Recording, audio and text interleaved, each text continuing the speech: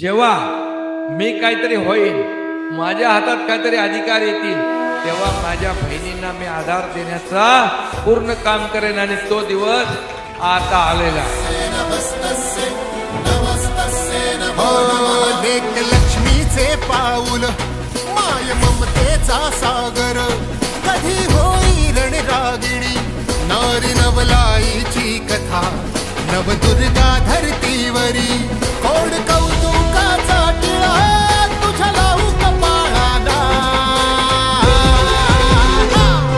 हा उजळा मानाचा नारी शक्तीला, हा उजळा मानाचा नारी शक्तीला.